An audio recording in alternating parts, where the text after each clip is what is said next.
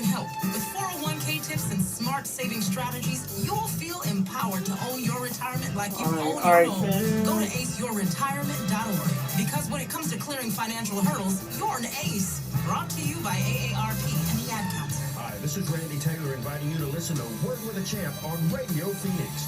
We feature success stories with interviews of men and women in and around sports. Remember, Word with a Champ only on Radio Phoenix. When a ballad comes to talk, sing, connect. Word with a Champ, Tuesday at 7 p.m. on Radio Phoenix. Broadcasting from the Phoenix Center for the Arts, you're tuned to KRDP Jazz and Indie, where the Valley comes to talk, sing, connect.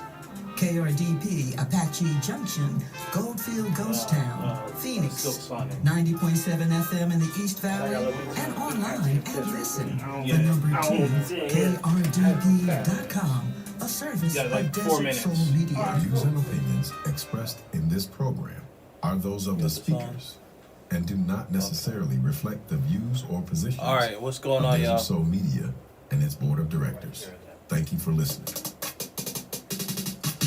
This week on the Keep 1 Million show, the college football playoffs are set, but not without controversy, as certain teams are in, certain teams are out, and there may be a boycott. We're going to talk about that and the New Year's Day 6 games, and we're going to pick our teams. We're also going to get into the NBA as the in-season tournament is at the Final Four in Las Vegas. We're going to talk about that and the live scores. We're also going to get into the NFL as it's coming to the home stretch of the playoff push. Who's on top? Who's trying to get to that number one spot? And we're going to give you our picks for this week's upcoming NFL games. We're also going to get into the Haney-Horace fight that's coming this weekend, give you our analysis, and who's going to win the fight. With that and much more from the past week of the sports world and beyond, right here on the Keep It 1 Million show.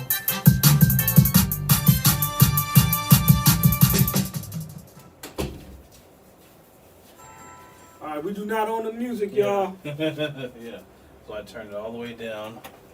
We don't own the music. They will cut us off quick. Yeah.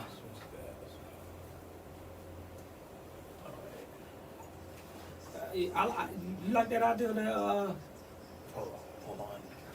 What's up? you like that idea that what's his name? Yeah. What happened? Calvin. The idea you had somebody run the board and we kind of be facing each other. You like that idea? I like running the board. He said, I don't care, man. I like running the board. I guess because I like having some control. Yeah, it's a control thing. I But I wouldn't mind it. I mean, I get where he's coming from now.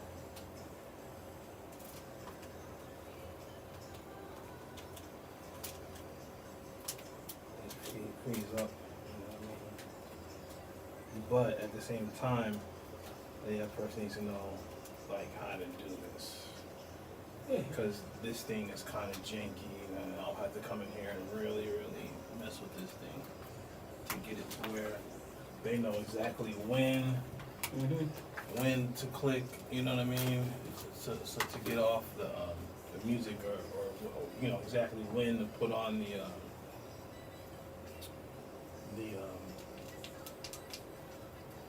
PSAs and whatnot.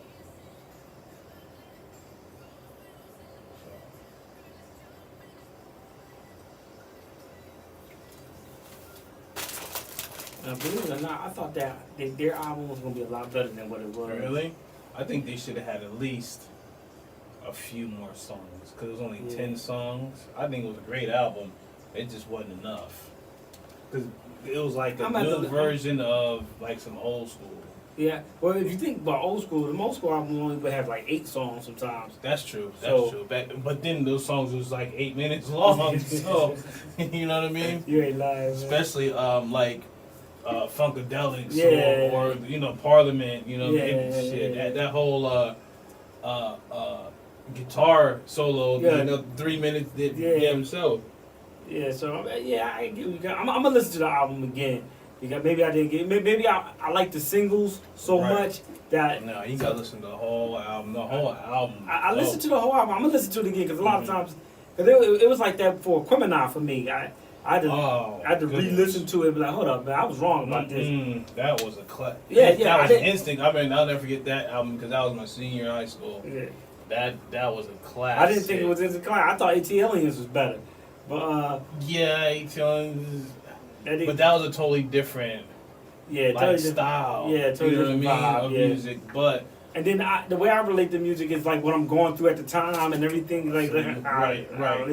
So ATLians, I was in college. I was like, Mm-hmm. throw your hands in the air, girl, and all that. Like, thought that was dope. Mm-hmm. 20 seconds.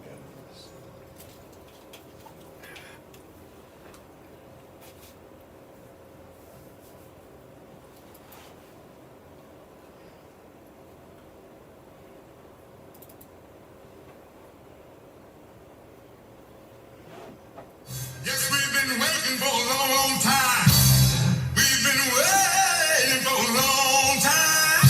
But we ain't gonna wait no more. We're getting ready to rock and roll. We're gonna 1, 2, 3, 4.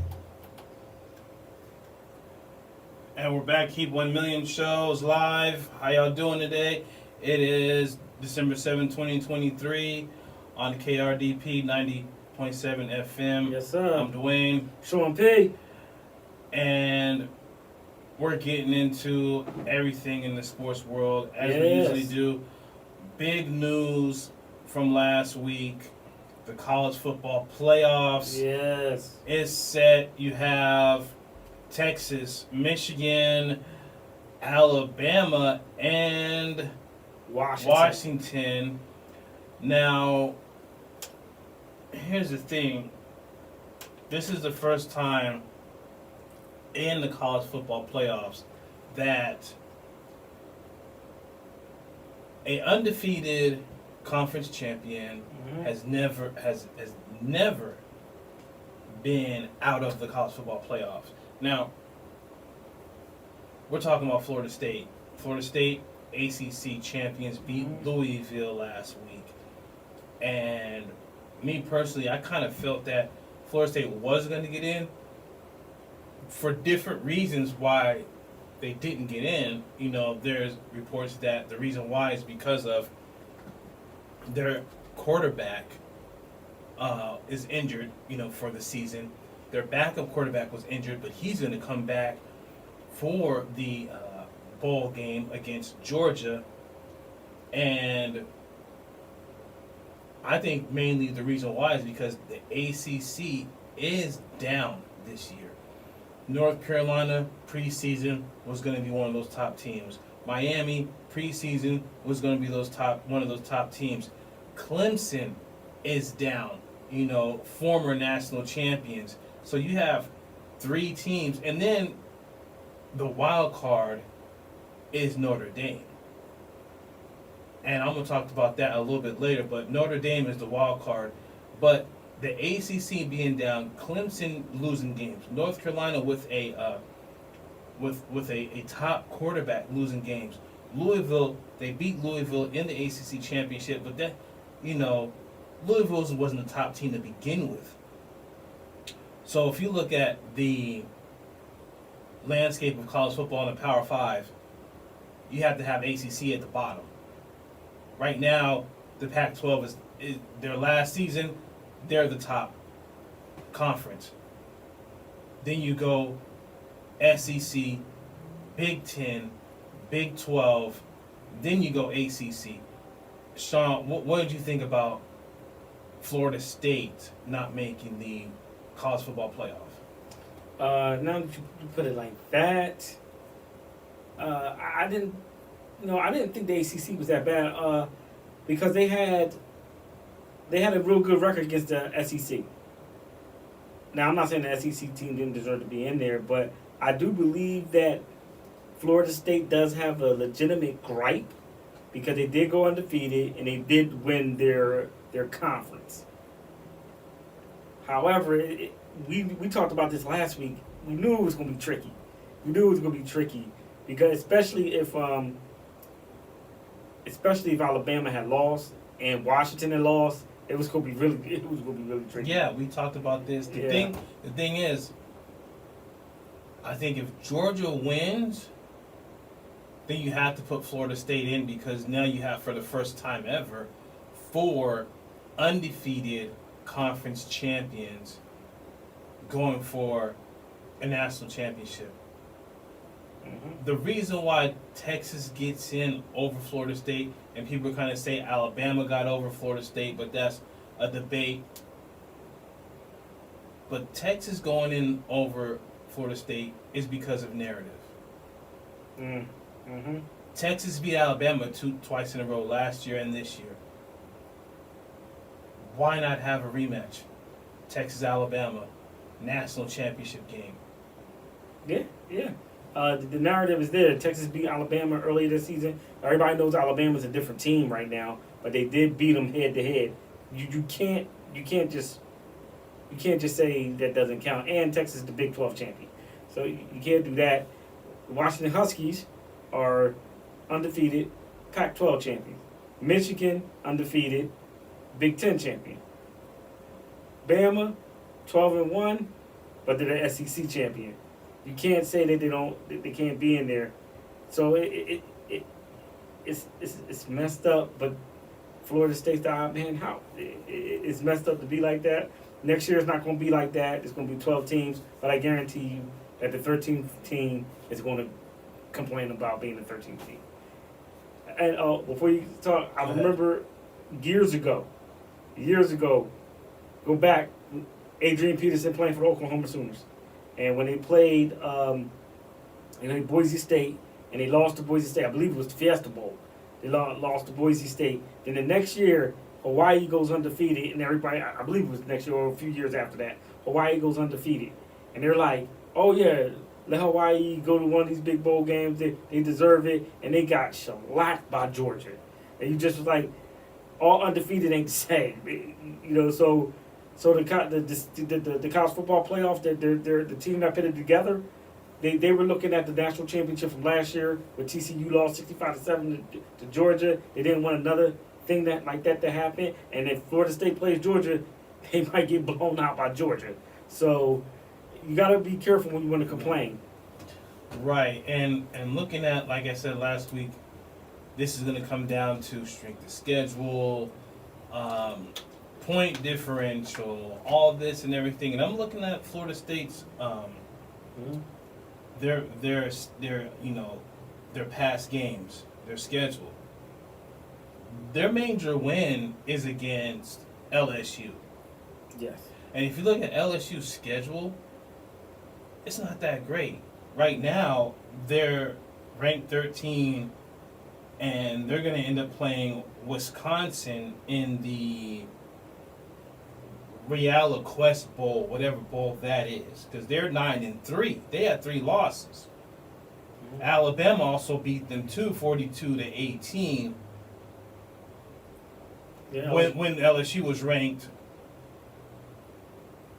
14, coming back from being ranked 23, and that's really Florida State's major win. When LSU was ranked 5th in the beginning of the season. So with college football, you look at all of that in totality. Unfortunately, if they used the whole quarterback situation to get that's bad. That was a terrible look. That really was, as far as the committee's concerned.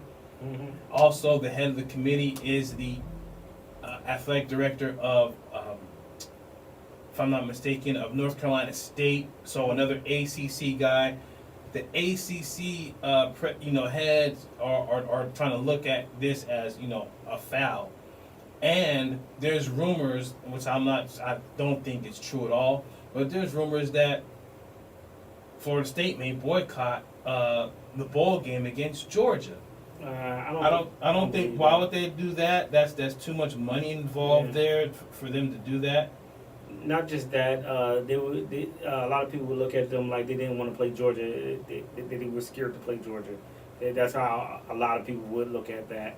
And like you said, that's a lot of money, and it would be a bad look because what would happen is, let's say you do you don't show up, you don't play the game, or whatever it is. That's extremely unprofessional. That's a bad look on the university, the coaches, the players, the student body. It's just a bad look all around. So that's not right. And Florida State plays Georgia in the Orange Bowl, which is basically the, not good enough bowl. Georgia losing to Alabama. Like I said, Georgia beats Alabama, we're having a different conversation. Yeah. And believe me, Georgia's coming for blood. I'm predicting Florida State might get blown out. Right. We're going to talk about these bowl games in a second. But the main issue is this may be retaliation because Florida State won it out in the beginning of the season. Remember we talked about that before the season started. Florida State won it out of the ACC with all those moves, these Pac-12 moves, these Big 10 and Big 12 moves that's happening. And now we're seeing the end of this iteration of college football going into the next. Is this retaliation for Florida State leaving?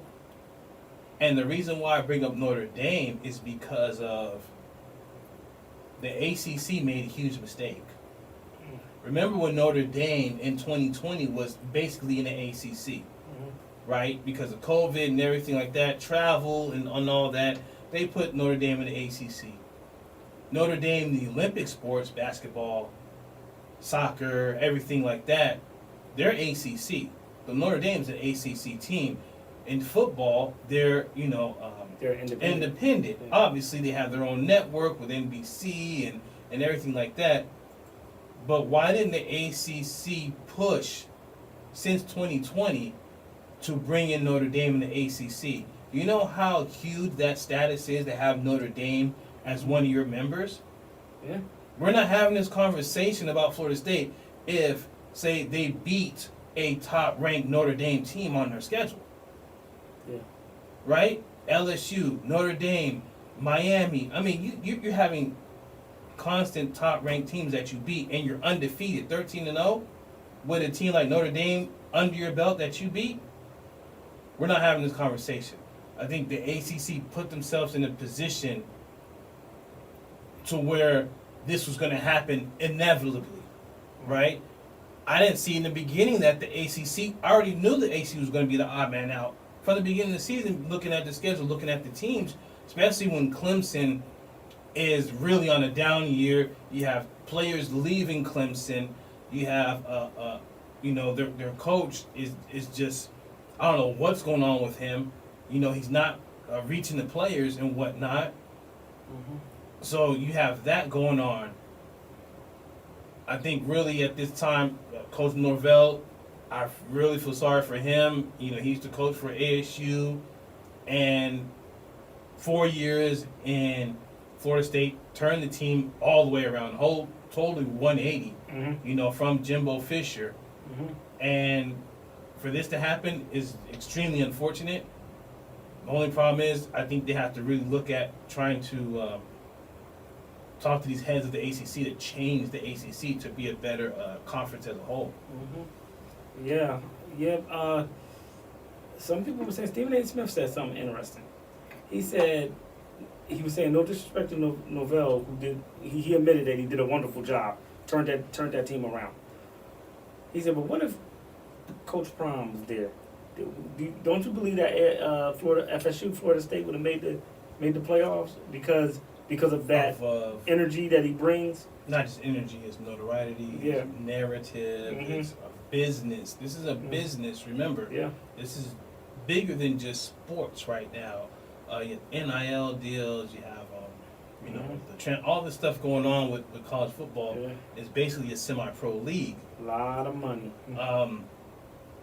Having Dion there, and it seems like he kind of took shots at his old alma mater because they dissed him before they brought in Coach Norvell. Remember, there was rumors after Jackson State, or even during in the beginning of that, why wouldn't Florida State pick up Dion at least as a defensive coordinator or something? And they kind of brushed him off like, he's the high school coach, he's nobody. And then we're going to talk about Colorado too. They made a big splash as well. Okay. But I like Coach Norvell.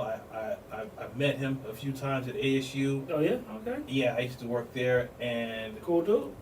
he's a great offensive coach. Mm-hmm. He's a great offensive mind, and to turn that team around is amazing. Believe you me, I would love to see them win. I would love to see them play well. But Right. Georgia's a monster. What man. this reminds me of is remember the old the Auburn team that went undefeated and was able to make the national championship. The Cam Newton They came new. team. They went 13-0. Talking about it must have been the year before they won. Right. It was the year before the college football playoff happened, and this is one of the catalysts that was the reason why the college playoff happened, because they were by far the best team, and because of the quote unquote computers and whatnot, they did not make it. So this kind of similar. We're gonna go to break and come right back. We're gonna get into more college football, the bowl games, our picks, college football playoffs, and more. Keep locked right here. It's the Keep 1 Million Show. Yes, sir. You care for the house, the kids, and our future. We're so grateful for all you do. Now it's time to care for yourself No, and save a little more for you said it retirement. real quick before you started A talking free about 3-minute Norvell. online chat can you give you wanted the to talk about, personalized tips you need to boost Colorado. your What retirement happened with savings Colorado? now. They just Visit got a aceretirement.org/Shiro 5-star today. offensive A lineman public You service got him back? announcement brought No, to you by he AARP and the committed. Ad Council. to Colorado. You committed? Because I know they had one that decommitted. Yeah, Okay. but how do I One, start? yeah, there's a few players decommitted, and But I did some research because I've been reading up on a lot of this stuff. They said people decommitting, you shouldn't worry about that because it happens all the time. Yeah. Around this time, they said you don't worry about that. Change up my strategy. Okay. could have come up. Top offensive lineman from, I think, DC area.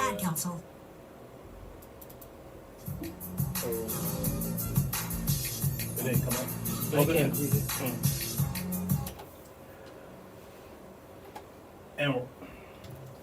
And we're back. Keep 1 million. Show 'em Dwayne. Sean Pay. And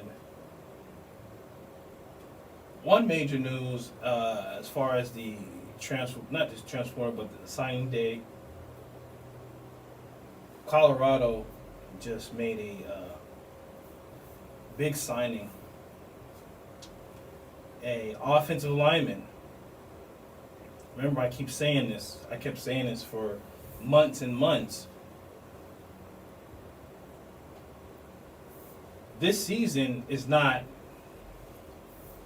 the end all be all for Dion. People are calling for Dion's job Oh, and no, whatnot, no, which is no. makes absolutely no sense. They just got the top offensive lineman in the country, 5-star athlete, Jordan Seaton. Mm-hmm. And he's been doing the rounds on different sports shows. I watched him. He's on the Rich Eisen show. How to handle on Rich Eisen? Okay. Yeah, he was on there. He was on a couple other shows talking about the recruiting process and whatnot. FPA Football on Twitter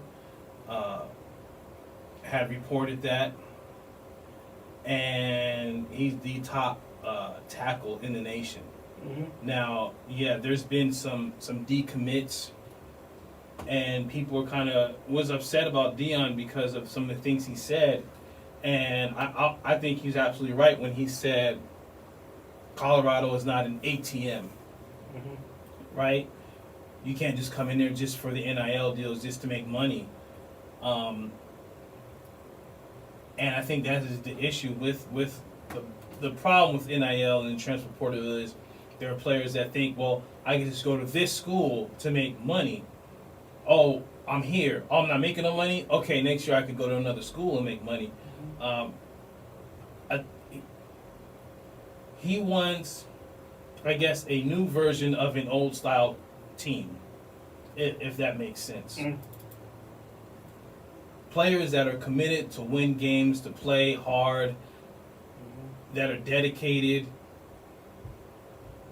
but you can also make money. A lot of it with Colorado, especially as Dion being marketing master. But on the field, you gotta work. You gotta build from the inside out. Offensive line, defensive line, those is biggest crutches. And if you're reading out, what do you think about the signing? This is what Deion needed. This is what the Colorado Buffaloes needed. They needed the dogs up front on both sides of the ball, defensive line and offensive line. Shador was taking too much punishment. You see, he hurt his back. Right. Yeah, he was taking way too much punishment. Matter of fact, I was watching Now follow me. Now I know this name doesn't correlate with sports, but I was watching an interview with Dr. Umar Johnson, and he was watching the one game I believe it was against Oregon, or I forget what game he said he was watching, but he said he literally was counting. Like as soon as they hiked the ball, Shador Sanders only had like 2 seconds to get rid of it. They was coming through the line untouched. So once even Deion Sanders said this, Coach Prime, he said they need the dogs up front. And the thing is, Shador Sanders was sacked the most in FBS this season.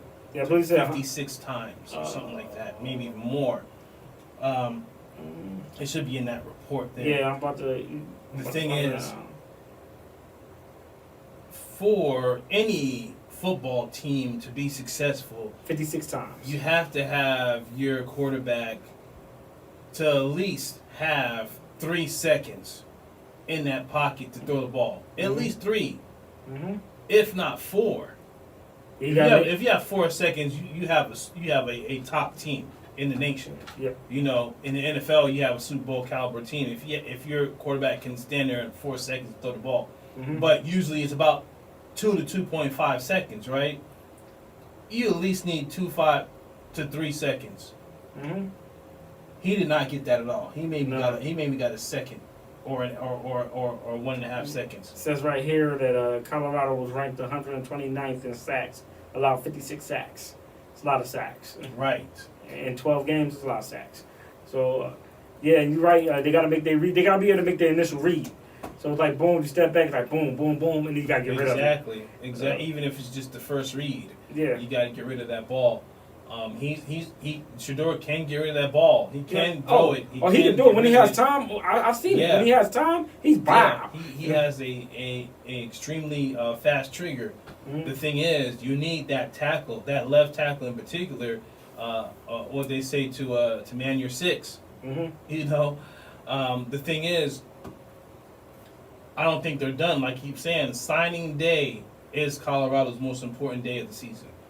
Of not just this past season, but of seasons, because Deion needs his players. Yeah. Every coach in college football needs their quote unquote their players, the players they picked, the players they scouted, the players they recruited for that next 4-year run.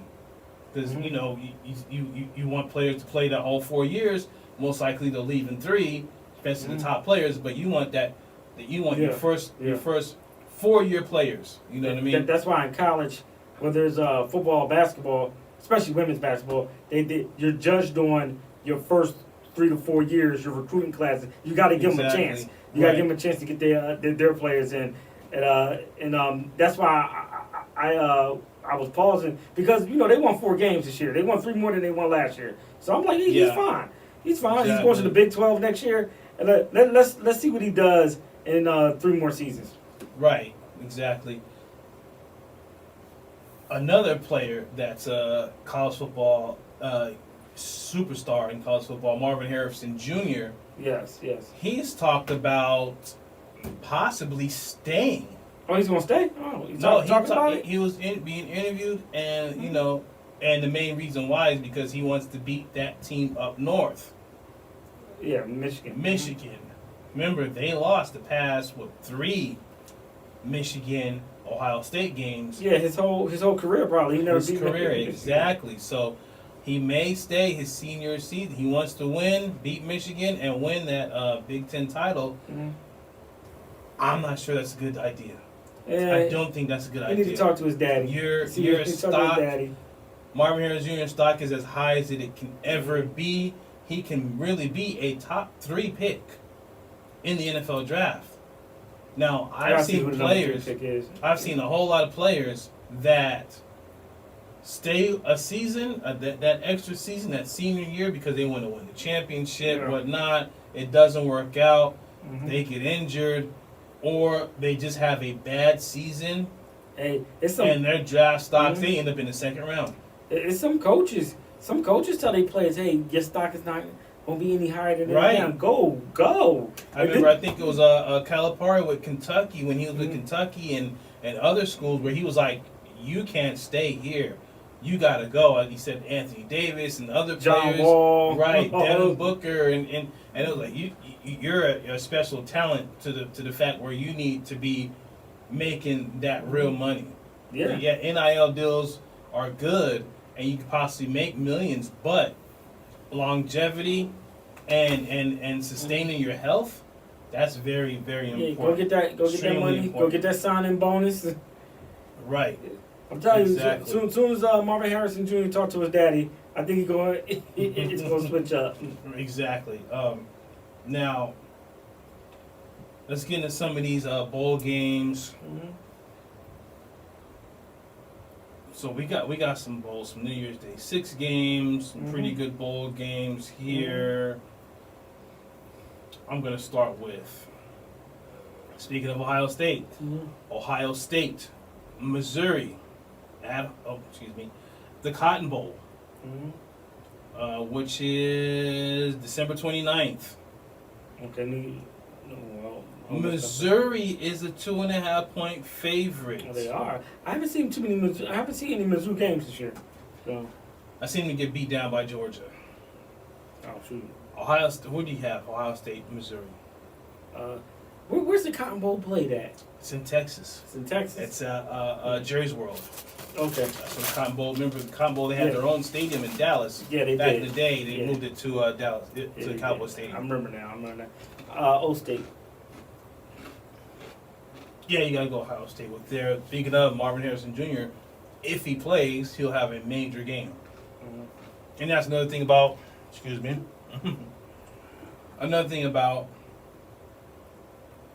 these bowl games are the top players going to play, because you have draft status and everything like that, and some of them don't play, so that can change a lot, especially when you're picking games, if you know what I mean.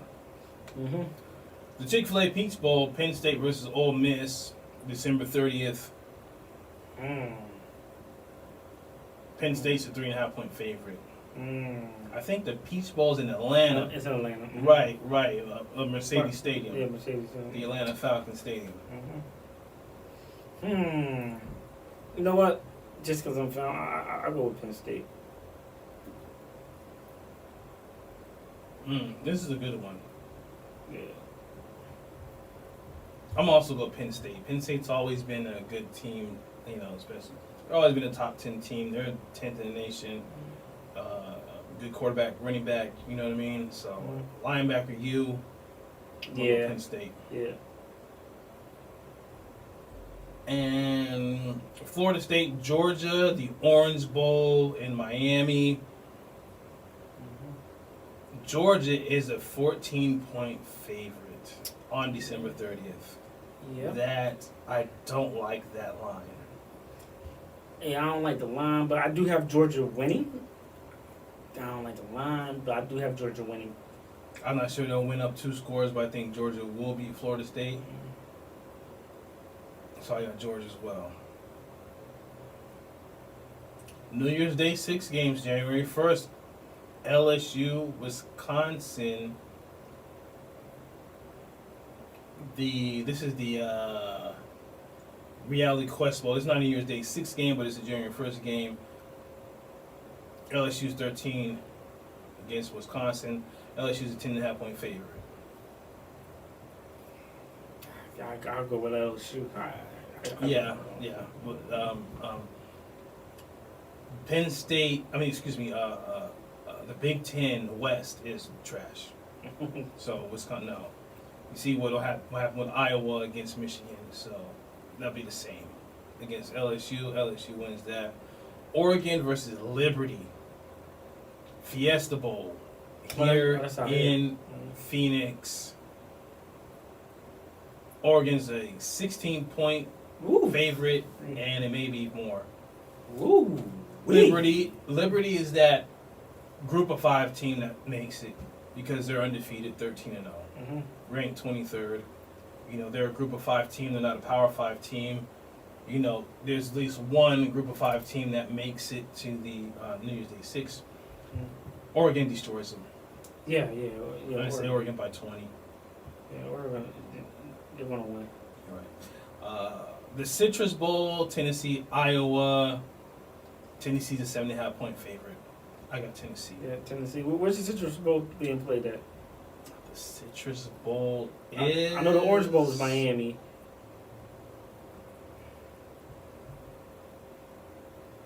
I'm not sure. Let me double check here.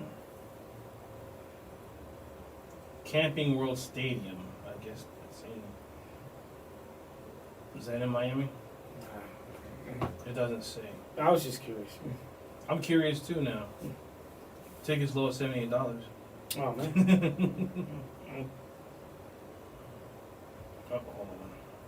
I can't find it right now. No We'll worries. go back. Yeah, We'll go back. Yeah, no worries. Not that important. Yeah. But this game, next game is important. A semifinal game, Michigan, Alabama, the Rose Bowl. We know where the Rose Bowl is. Pasadena, California. We know where the Rose Bowl is. Michigan's a 1.5-point favorite. Seriously? Yes. Oh man, I'm going Roll Tide. Ooh. You don't know. It's just it's certain things I just don't do. It's like I don't bet against Saban in big games. Like Right. I never in his prime. I didn't bet against Brady. You know. So you know. Yeah, I gotta go. I gotta go Roll Tide with that one. Even though I do like Michigan, Like them in a way, I respect their team. I think the team was built very well. Harbaugh's a good coach, but I got Michigan. You got Michigan? Okay. I got Michigan. I think if they run the ball like they do, and they keep their Alabama's offense on the bench, they can beat them. Can Bama be ran on like that? Because Michigan can run the ball. It's hard. I know it's hard, but Michigan can run the ball. I think it's going to be what they call it, the immovable force versus the immovable object. Yeah. Right? Yeah, I know what you mean. Washington versus Texas. And this is the game. At the Sugar Bowl in New Orleans. Texas is a 4-point favorite. I'm surprised on that one.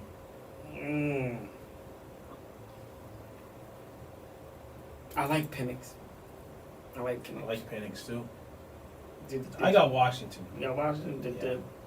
The Giants might end up. I got Washington. The Giants might draft Penix. Exactly. No, I'm gonna take Washington. Yeah, I'll take Washington. Yeah. Okay. Now we have the national championship game January 8th in Houston, NRG Stadium, Houston, Texas Stadium. Okay. I have Washington versus Michigan. You have Alabama versus Washington. Who you got? Roll Tide. You have Alabama. Roll Tide. Do you know how many conspiracy theories is going to come about if Alabama wins the national championship game? Do you know how that's going to look if Alabama wins? Because the thing is, people are already saying, oh, Nick Saban made some phone calls and kicked Florida State out of the Final Four. And it was funny is when they interviewed Nick Saban, he had this evil Grinch smirk on his face. That was like, yeah, you know what's going on. You know what it is. And he said something like a few weeks ago that the SEC should have 2 teams in no matter what. And it's like, really? Like, not this year, no. But I digress. I have Michigan winning. National championship? Michigan beating Washington. Michigan just basically destroying all the haters And you know because remember, people don't think that Michigan should be here for the whole right. season. Jim Harbaugh was suspended 6 games this season. Yeah, it was, 3 the first beginning, and the last 3 games because of those investigations. They're number 1 overall seed. They're the number 1 overall seed, and I think people are a lot upset about that as well. He did his time. Yeah, they're still investigating. He may be suspended more next season. He may go to an NFL team after this season, and I think that's going to happen. I think he wins the national championship. He rides off into the sunset, and then he coaches the Chargers. Think so? Yes. Him coaching Justin Herbert. Come on now. But we got to go to break and come right back. It's more of the Keep 1 Million show. Keep it locked right here. 90.7 FM, KRDP.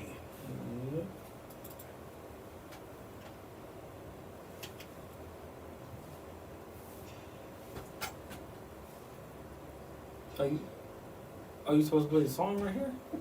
Huh? You supposed to play the song right here? Yes, at 40. At 40? Yes.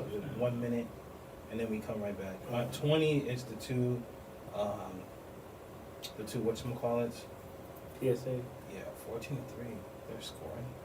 Yeah. We're talking about Patriots? Bailey Zappi is throwing 2 touchdowns. Yeah. That's it for whatchamacallit. I just think you need a new environment. Mac Jones. Mac Jones is done. He's trash. Next, we're going to go to the NBA. The in-season tournaments right now. Yeah. And in the Final Four, Indiana just beat. Oh, they beat. They beat the Bucks. Yeah. They beat the Bucks. Yeah. And New Orleans is playing the Lakers right now. It's in New Orleans? Yeah. They're playing the Lakers right now. And we're back. Keep 1 million. Show 'em Dwayne. Sean Pate. And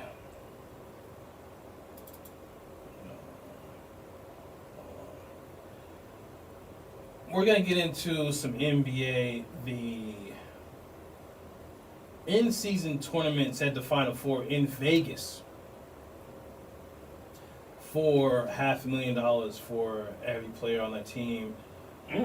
Indiana beats Milwaukee 128-119 with Halliburton with a dagger 3-pointer to put the game on ice in the fourth quarter. Tyrese Halliburton is looking like an all-star. 11 for 27 points, 11 for 19.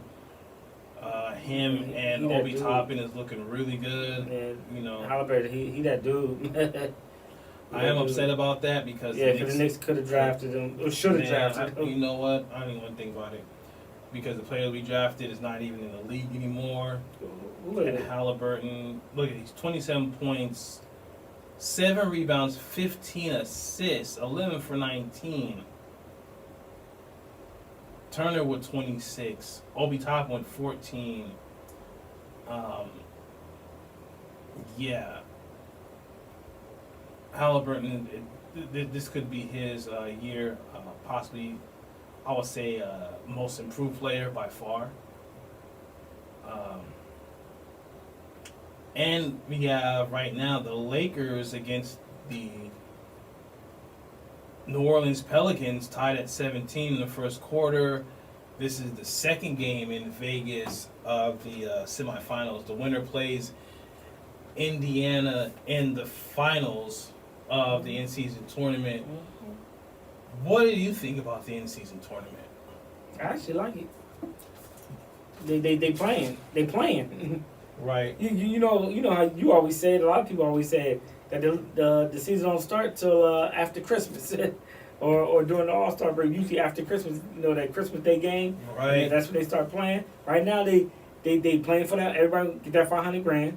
They playing for that. They playing for bragging rights and I think you get incentives for blowing a team out or something like that. Or the thing about it was point differential. This was kind of like if people don't understand about soccer, the soccer and the Olympics there's these group stages. And when you win the group stages, or there's this point system with the group stages, and point differential comes into play when you're tied and everything. The difference is soccer, point differential, I mean, come on, it's like a point or two. This, it's 30, 40, points is way different. So I think moving forward, they have to kind of tweak that. Oh yeah, they'll work. And kind of tweak not the rules, but kind of explain the fans what's going on. And I would say in layman's terms, because a lot of people, I've heard people in the streets like, what is this tournament? It's terrible. But they don't understand because they don't watch international sports. They just watch football, basketball, baseball. The thing is, even with the trophies, there's a trophy, there's an MVP trophy. There's a participation trophies. There's medals, just like Olympics. They do all that in the Olympics and international sports and soccer and whatnot. The thing is that was the difference with what was going on with the points. You had to win by a certain amount, and a lot of players was upset about it and didn't understand that, and coaches didn't understand it either, because at the end of a game, if you're up by 10, 20 points, respectfully, you slow it down. Yeah, you slow it down. And those teams wasn't, so a lot of players were getting really upset, and even the coaches were yelling like, this is the in-season tournament. You have to win. You have to score points. You have to win. And some teams lost because of that. So I think that has to be kind of conveyed, because that is one of those unwritten rules in basketball. Yeah. If you're up 20 and it's a minute left, you don't shoot slow a three. it down. Yeah, you don't shoot a three. You don't dunk it. Right. That's what Coach K got on old boy with the Rockets about that in college. What's a guy named with the Rockets? He always talking to LeBron. Dylan Brooks. Dylan Brooks. He played for Oregon, and Oregon was beating Duke. They were beating them at the end. It was in the tournament, beating them by like 10 points. The game was over, and Dylan Brooks went down. He hit a three, and the Coach K kind of went over when they was shaking hands, talked to him, was like, "Hey, you're better than that." Right. Blah blah blah. A lot of people had a problem with Coach K doing it, but my whole point bringing that up is like that's. You don't have to do that. That's an unwritten rule. Yeah. Now, this breaks that unwritten rule. The in-season tournament breaks that unwritten rule because of point differential. They may have to change that. They may have to change that because of, I wouldn't say tradition, but this is an NBA thing. This is basketball, American basketball, where that's a problem. You end up there's fights because of it. That's why there's garbage time, quote unquote, where you put in your backups and your third, you 12, 13, 14, from the bench to come in and play a couple minutes a game. You bring in your Donis Haslam. Exactly. Right. So, yeah, that needs to change, and they have to educate players on that.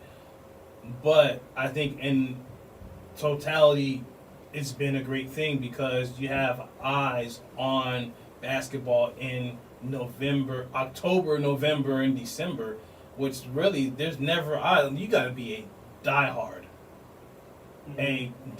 to watch NBA games, even go to NBA games in October and November.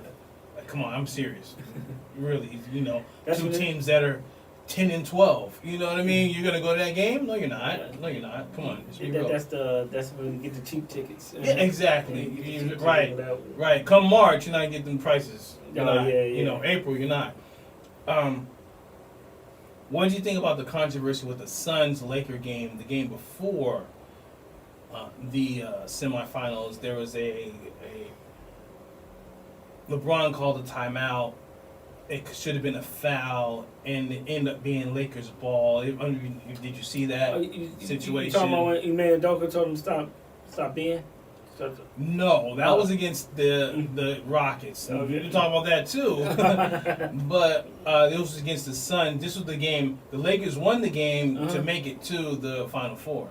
Okay, so what happened? No, I don't know. Well, okay, at the end of the game, towards the end of the game, it was a very close game. It was an inbound, and there was a steal. And during the steal, LeBron James called the timeout. Looking back at it, the Lakers did not have the ball. They gave them the ball. They gave them possession, but they didn't have possession. Okay, so the ball was thrown in. Somebody stole the inbound pass. Yes. So the other team, the Suns had the inbound pass, and Right. LeBron called it. Why the ref stop the game? Why Exactly. It was a referee issue, and they gave it to the Lakers. So the Lakers ended up winning because of So it. what should have happened is like, they called timeout, stop the game, reverse back and get the ball back to the Suns. Let them inbound exactly. it and bring it back down. Right. Oh, the Suns should be mad. Oh, they are. They are mad. The whole situation. Devin Booker posted some things. Kevin Durant posted some things. But let's go back to that Ime Udoka LeBron James situation. What did you think about that? Because that was an issue I think a lot of people didn't understand, but some people brought it to the attention of they have, I wouldn't say beef, but there is some brewing because of Ime Udoka did play in the league and played against LeBron. And yeah, if you see the highlights. I believe he played on them Spurs teams, right? Spurs and Portland. Portland Trailblazers, yes. Did he get a ring with the Spurs? Did he? He might. I think he did. I think he did. Like, was assistant coach afterwards for the Spurs. Just got him in there. I know. Ime Udoka was the type of player. I do know this about him. He was a semi-enforcer, a defender. He wasn't. Right. He wasn't like a backup. He was the main dude, but he would come in and play defense pretty much. Yeah. And he was strong, like real intense defensive player. So now, I'm not gonna call him dirty, but just like how defensive players those types are. Foul you a bunch of times. Yeah. He foul you hard or whatever. So I guess he had a problem with I don't know with flopping. All I know is they were complaining over calls, and he said stop being a B. And LeBron came over to him and was like, "Are you calling me?" And they kind of chirped at each other, and even the fans were looking like, "Oh wow," with the eyes closed, pros clutched, things of that nature. Ime was like, I think he said, "What you walking over here for? Like you gonna do something?" He said something like that. Ime already had a technical, so that's why he got tossed. He already had it was a double tech.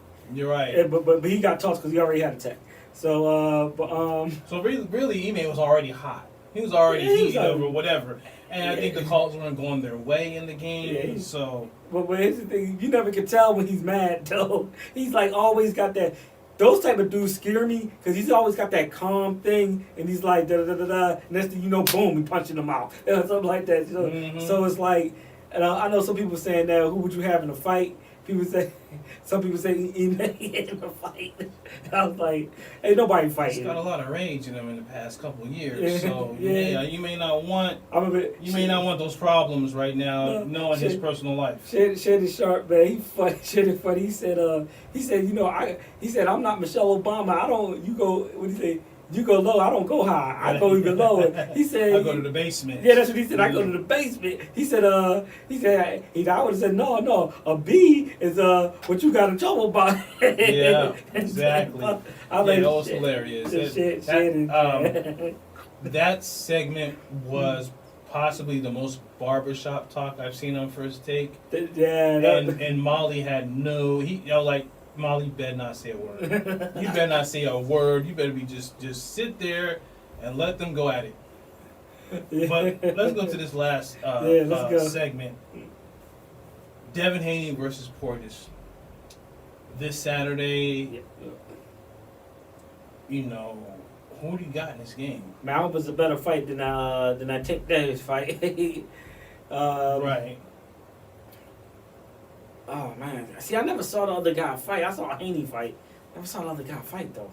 Yeah. Me neither. So I'm gonna go with Haney just because of that. I'm gonna have to pull up some highlights, like some fights of this other guy to see what he got. Cause Haney really was I don't think he did enough to really beat not a little bit. I'm sorry. Lomachenko. Yeah. I thought Lomachenko did enough to win, but so. So you got Haney in that fight. I got Haney. I think Haney will win as well. What did you think of the Ryan Garcia fight with Duarte? I watched it. I need to watch It wasn't good, but Garcia did knock him out. The end was very weird because he knocks him down, right? Mm-hmm. And he's out. But he doesn't get up at the 8 count. Duarte. I mean the ref is right in his face counting, right? Uh-huh. And he goes 7, 8. Mm-hmm. And 8 is when the boxer gets up at 8. Yeah. He's still there and he goes 9. And he's looking at him like, yo, like, get up. Even the ref was like, get up. And he called it. It was over. I don't think there wasn't even a protest or nothing like that. So for some of y'all that don't understand, like what boxing is, when a boxer goes down, when he gets down there and they're doing the 8 count, sometimes it's called a standing 8 count. So the boxer will go down. Diego Corrales was a master at this. You go down and you'll gather yourself up and you're looking at the ref. The ref is counting. He's making sure the other fighters in the corner, he's counting. And then once he gets to 8, you pop up. You pop up, the ref will look at you, be like, you good? Take your gloves, wipe your gloves off, be like, okay, let's go. Just to give y'all a picture of that, this guy did not do that. He just, and the referee was expecting him to get up. And I will say, here's the reason why. Mm-hmm. I'm looking at the punch stats, and they're dead even. Mm-hmm. Total punches landed, Garcia 70, Duarte 69. Okay, all right. Thrown, Garcia 300, Duarte 287. 23% to 24%. Jabs 15 to 7. Mm-hmm. Power punches, Duarte had more. He's 62 to 55. He was, Okay. It was a very even fight, but Garcia was winning the fight. The thing is, I don't know why Duarte did not get up. He really said some disrespectful things to Garcia before the fight, whatnot. So, for him to put that battery in his back, that could be the reason why. It may be a shot. It was a glancing blow, but that shot probably could have been even, worse as far as, devastating shot. But going back to this Bradley Porges fight, Devin Haney Porges fight, I think Devin Haney wins, and which is this Saturday, and I think he stays there to try to unify another belt and get to the top pound for pound status. Kind of like Bud Crawford as a more than one division champion. Mm-hmm. I think that's what his goal is. All right. So Saturday night, we shall see. Haney, Porges, check that fight out. And with that being said, I'm Dwayne. Sean Pate. We're coming right back with more. 90.7 FM. The Keep 1 Million Show, KRDP. Listen, number 2, KRDP.com. We'll come right back. Keep 1 Million Show.